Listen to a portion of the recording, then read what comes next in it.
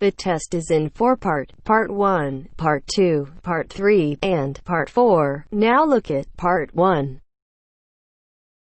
Part 1. You will hear a new student on a short summer course getting information from the college receptionist.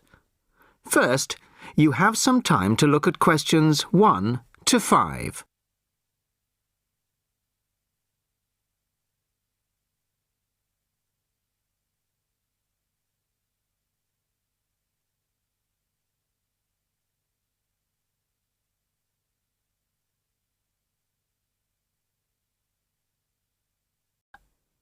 Now the test will begin. You should answer the questions as you listen, as you will not hear the recording a second time. Listen carefully to the first part of the conversation and answer questions 1 to 5. Sorry to keep you waiting. OK, here's the information you need. On the first page, there's some info about the college, the facilities, the courses on offer, etc. Then, on these blue pages here, there's an outline of the social activities. You see there, OK? Yes.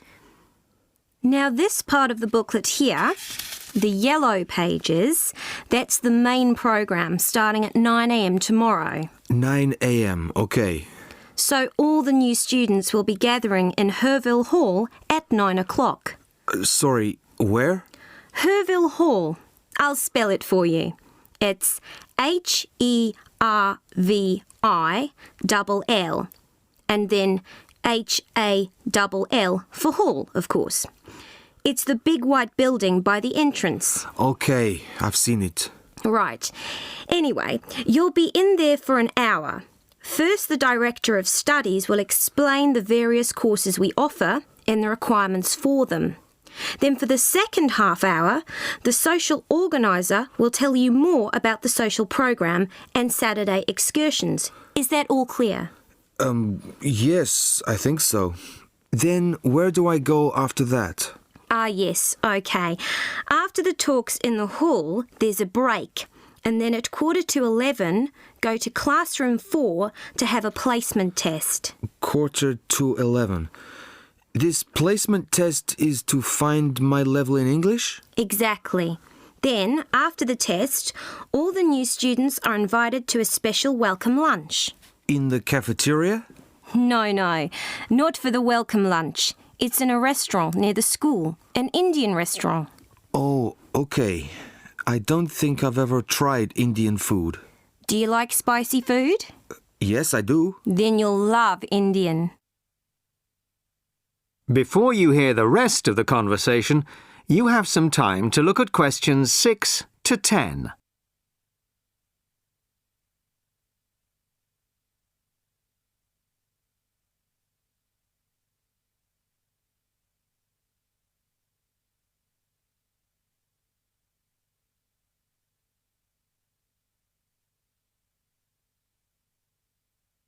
Now listen and answer questions 6 to 10. So, where's the Indian restaurant? Don't worry, it's really easy to find. Have you got that map I gave you? This one? Yes, that's it. See here, the main entrance to the school? Yes? Well, don't go out of there. There's a smaller entrance here, round the back.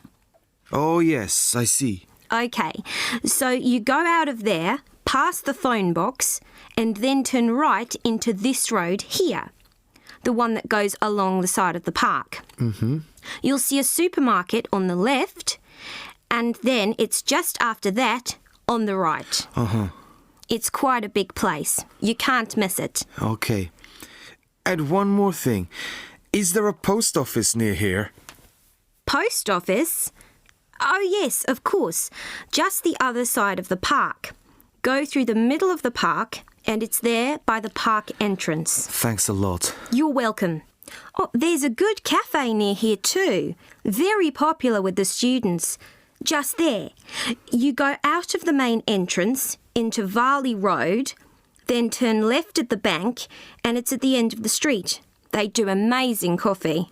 That's great. Thanks very much. No problem. Enjoy your course. Thanks again. Bye.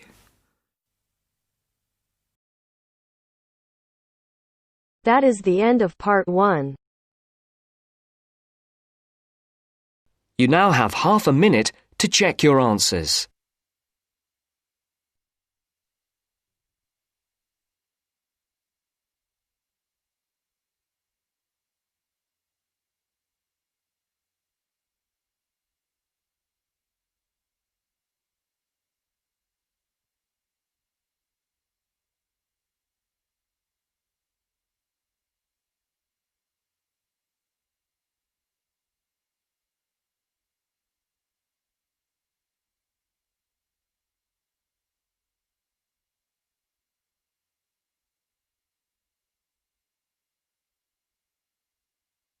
Now turns to part 2. Part 2. First, you have some time to look at questions 11 to 17.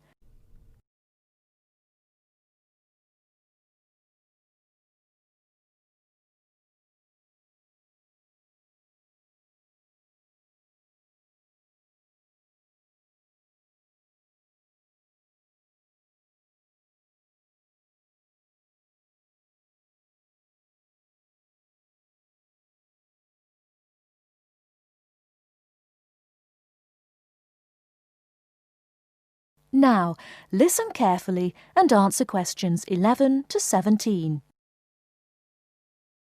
Hello, and thanks everyone for coming here today. I know it's always a bit stressful going for a job interview, but it's best to be prepared. For any of you who may not know me, my name is Fiona Ogilvie, and my job is to offer guidance and support for students with special needs. Now, you wouldn't be here today if you weren't interested in finding a job in the holidays. So let's get down to it and see what things you need to be looking out for. Most of you, I hope, will be applying for jobs with the companies that have been recommended by the university. The reason for this is that we here at the university already know these companies and have established good working relationships with them. I've also been to visit all of them and checked out the facilities they have to offer. You really need to make informed choices when you're looking for a job and make sure you know before you even get to the interview stage that your needs will be met. But I know that some of you are applying for jobs independently and have looked at companies outside the university recommended list. So for you, it's best to plan ahead and be aware of what it is you may need while you're working. Things that you need to check when you go for an interview are there enough toilet facilities and are these easily accessible? Also, you want to check that all the public areas inside the building are barrier-free, so you can get direct access to these public spaces whenever you need to.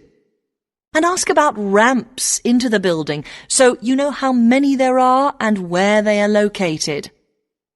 These kinds of things are so much more difficult to sort out when you've started work, as they take time. But ramps are an absolute must, so please make sure you know where they are. Another thing you must make sure of is that the lifts have the correct lowered control panels. Ask if all the lifts have this facility or if it's only certain ones. Now, something I think that is often overlooked is working hours. What you want to make sure of is that you get flexi time. This basically means that your working hours are flexible and you can clock on and clock off in times that suit you. Within reason, of course.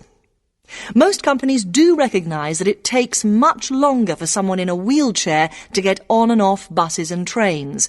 Public transport can take that much longer, so you need to be organised and prepared.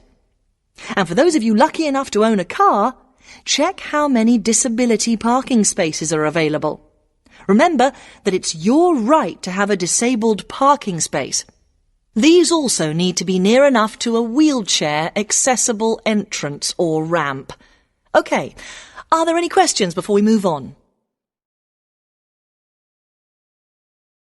Before you hear the rest of the talk, you have some time to look at questions 18 to 20.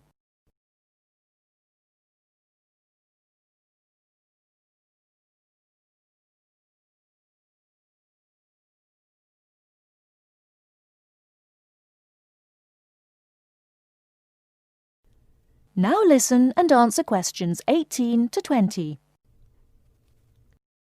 Right, let's move on then. Now I want to talk you through the series of visits to companies which we've got planned for next week. On Monday morning, we will be visiting the Lowland Hotel. They have various summer jobs available, working as a receptionist or conference organiser in their busy conference centre, organising and setting up conferences.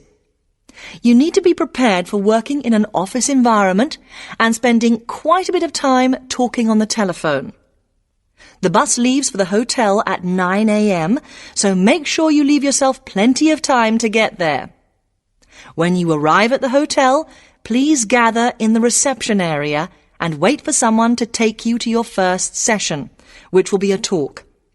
The talk at the hotel will begin at 10 a.m, and then there will be a short tour of the hotel. There will be a light lunch provided, which is usually salads and sandwiches. The next place we'll be visiting will be on Tuesday afternoon. We'll be going to visit a little local company that makes handmade paper and cards. For those of you studying art, this may be just what you're looking for. We'll be taken on a tour of the company which lasts 3 hours. The tour will start at 3:30 p.m, and after that you'll have a chance to meet some of the staff. Tea and coffee will also be provided. We have no trips planned for Wednesday, but on Thursday morning we'll be going to Tobago Travel Agency. This is a very popular choice amongst our students because you can get student discounts on holidays. We've booked a coach for this, and it'll leave from outside the refectory at 8 a.m. You'll need to bring a packed lunch for this, so please don't forget. There is a little canteen where you can buy hot and cold food, but this is closed on Thursdays. Friday, we'll be having representatives from all the companies visiting us, so you will have a chance to ask any questions, and of course, put your name down on the list if you're interested in working for them over the summer. This event will take place in the main hall next to the library, and it'll run from 10:30 until 4. I really hope you make the most of this excellent opportunity to not only earn yourself some extra money, but also to gain experience of what it's like to work.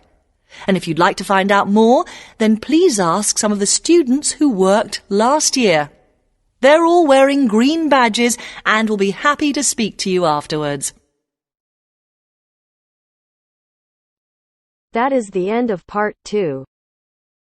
You now have half a minute to check your answers.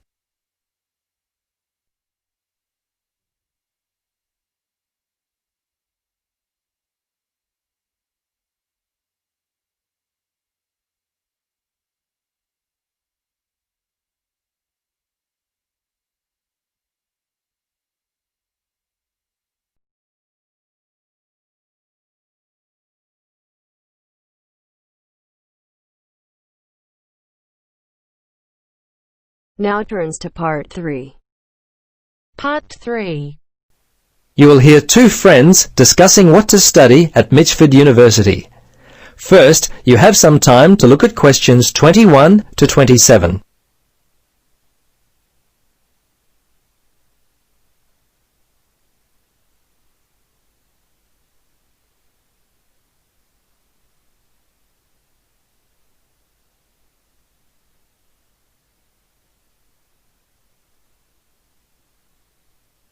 Now listen carefully and answer questions 21 to 27. Hello, Gloria. Hi, Paul. I just heard that you're studying psychology this year. At the moment, that's true, but to be honest, I'm not sure exactly what to study. You're in your 3rd year at university. Do you have any advice for me? Well, it's a difficult question for me to answer, but I do have some ideas based upon my personal experience that may be of help. Anything would be helpful at this point. I'm feeling a little worried about what I should do. Well, there are a few things that I would recommend. Firstly, ask yourself, what do you really enjoy studying? For example, maths, English, science? This will help you decide what course you should do. The university handbook lists all the courses available. You should take some time to look at it. A couple of my friends spoke with recent graduates of courses which took up a lot of time. Another thing which took a lot of time was an interview at the Dean of Academic Affairs office. They're always so busy there. Unless you've got a lot of time, I wouldn't bother with either of those ideas. Okay. Gloria, I understand there are some excellent publications that I can look at which will help answer my questions. But the trouble is, I'm having a real hard time locating them. Do you know where I might be able to go?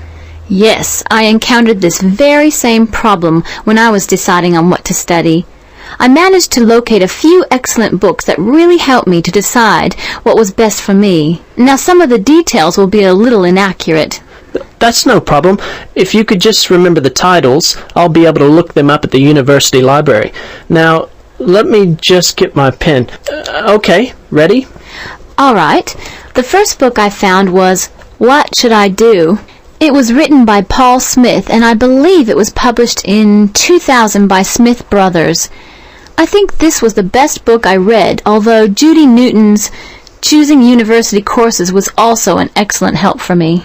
Can you remember what year that one was published? Let me see. Most of the books I read were published around the same year, 2000, I think. I can't remember who published it. I think it was Printers Limited. You'll have to check that one out yourself. No problem. This is just what I've been looking for. Anything else you could recommend? Yes, there was one other book which I remember because my cousin works for the publishers Brown and Tate. He started there in 2002. Anyway, the book's called Surviving University and was written by Julie White. It's an excellent book which came out in 2004. I certainly recommend it. Before you hear the rest of the conversation, you have some time to look at questions 28 to 30.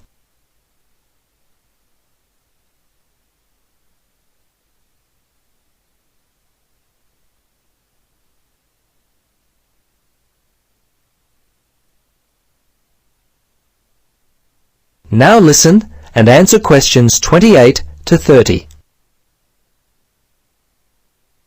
Gloria, this discussion has been so helpful. I wonder if I might ask one more question. Sure. What would you like to know?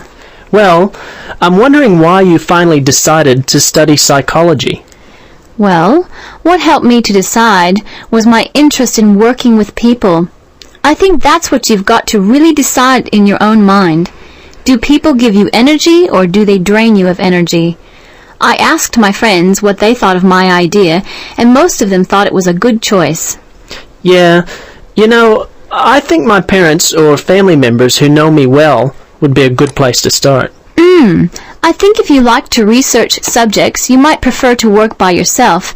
That could help you to decide what area you should study. For me, I like working with numbers, and I knew psychology involved a lot of this, so that also helped me to choose my course of study. The bottom line is you've really got to know what you naturally like to do. Once you work that out, you simply choose areas of study that relate to those things. Well, Gloria, I can't thank you enough for your time. Would you be interested in joining me for a coffee?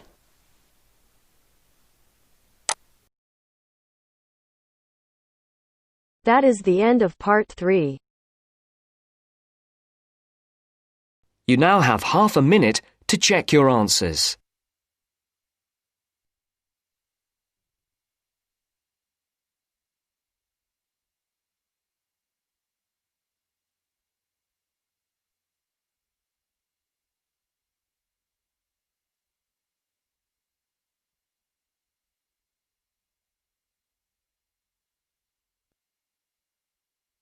Now turns to part 4. Part 4. You will hear a lecturer in education talking about some experiments done in the USA to investigate the effects of reducing class sizes. First, you have some time to look at questions 31 to 40 on pages 71 and 72.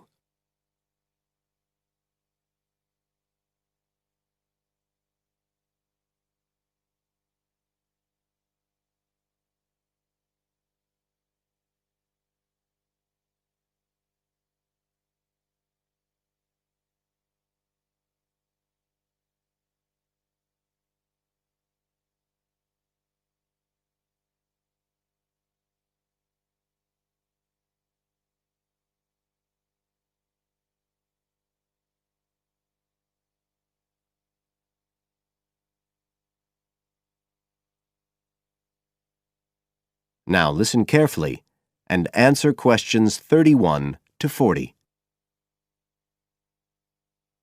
All over the world, there are passionate arguments going on about how educational systems can be improved. And of all the ideas for improving education, few are as simple or attractive as reducing the number of pupils per teacher. It seems like common sense. But do these ideas have any theoretical basis? Today, I want to look at the situation in the USA and at some of the research that has been done here in America on the effects of reducing class sizes. In the last couple of decades or so, there has been considerable concern in the United States over educational standards here, following revelations that the country's secondary school students perform poorly relative to many Asian and European students. In addition, statistics have shown that students in the nation's lower-income schools in the urban areas have achievement levels far below those of middle-class and upper-middle-class schools. So would reducing class sizes solve these problems? Well, we have to remember that it does have one obvious drawback. It's expensive. It requires more teachers and possibly more classrooms, equipment, and so on. On the other hand, if smaller classes really do work, the eventual economic benefits could be huge. Better education would mean that workers did their jobs more efficiently, saving the country millions of dollars. It would also mean that people were better informed about their health, bringing savings in things like medical costs and days off sick. So what reliable information do we have about the effects of reducing class sizes? There's plenty of anecdotal evidence about the effect on students' behavior, but what reliable evidence do we have for this?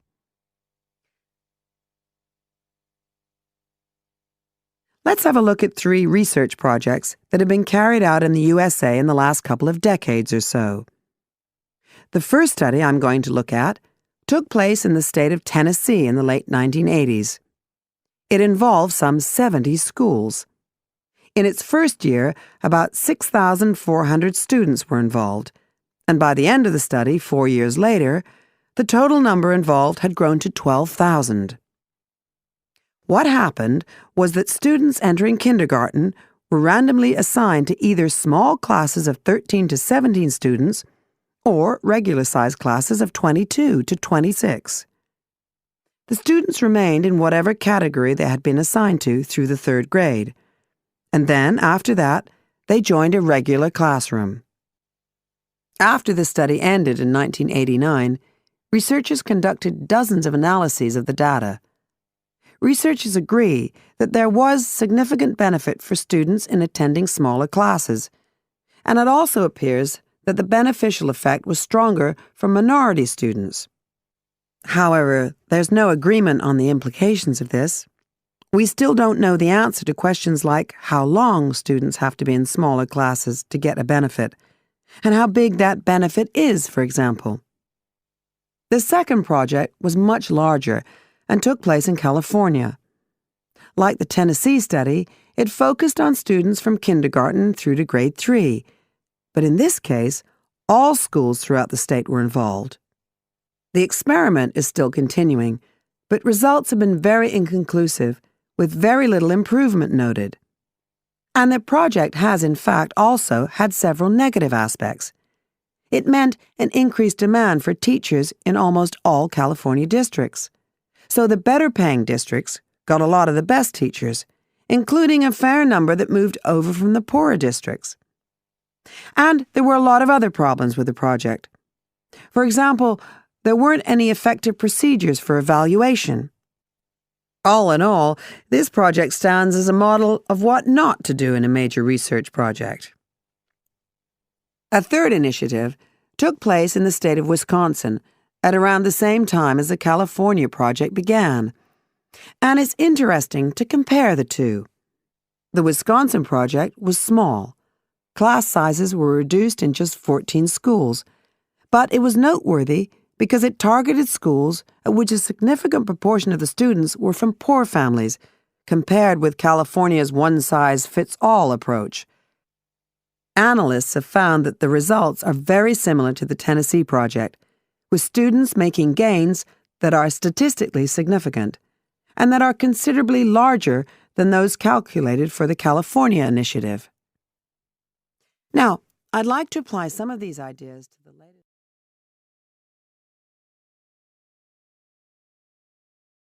That is the end of part 4. You now have half a minute to check your answers.